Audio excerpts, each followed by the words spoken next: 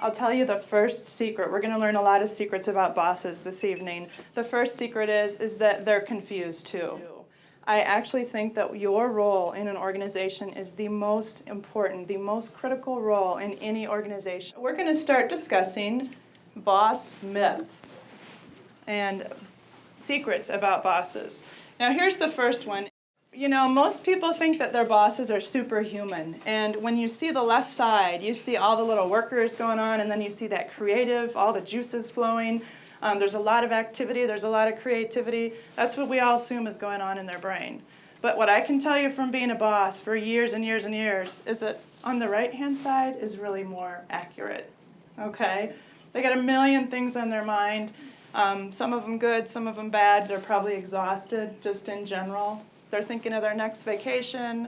They're thinking of bad apples in the group. They're thinking of a lot of things. How do you view your boss?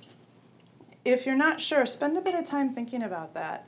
And I can guarantee you that no matter who your boss is, no matter how wonderful, how smart, how fabulously successful they are, they're probably still thinking about all those things on the right-hand side. They have all the same hopes and fears and dreams. There's a famous story in Mayo Clinic that talks about a janitor. And, you know, basically their brand is so strong that if you ask a janitor or a housekeeper or somebody who's changing the linens, anybody, you know, what do? They say, I take care of the patients, you know? And I'd like to challenge you to really think beyond, you know, I type the letters, I keep the books, I answer the phones. It's really not about that. You really are the face of the organization. Ask the boss how you can improve your service to them. And keep asking them over and over, because if you haven't had this conversation with them before, the first time you ask them, here's the look you're going to get. Ask them for a priority list as well as the wish list, and every once in a while bring out something from that wish list and make sure you get it done and exceed their expectations. So you've got all the things you're working on regularly for them, and then you also have their biggest desires, what they would love to have. Here's another myth. They don't want me to question them ever. Does anybody have a boss like this? And so they rely on you, even if it's just to stop them and, you know, not literally, but figuratively just shake them and say, just breathe for just 2 minutes. It would be wonderful if you would stop them and say, you know, you may want to just take another look at this, just in case.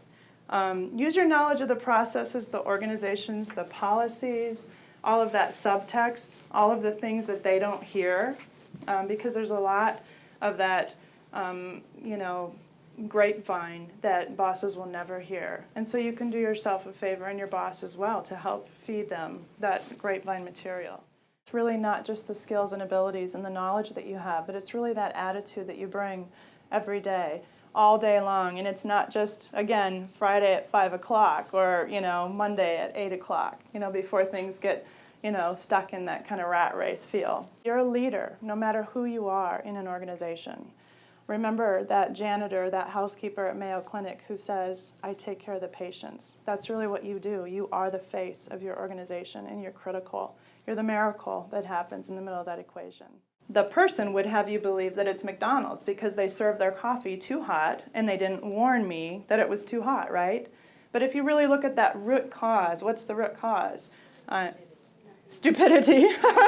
That is cutting to the chase. I like that.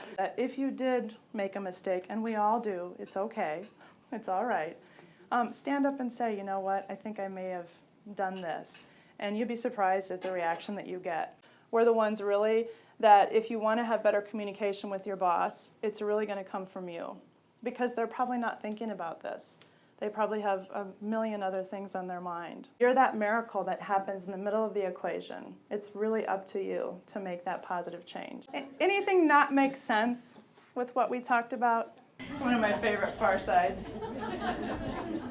Mr. Osborne, may I be excused? My brain is full. Okay, great. Well, thank you all. I appreciate it.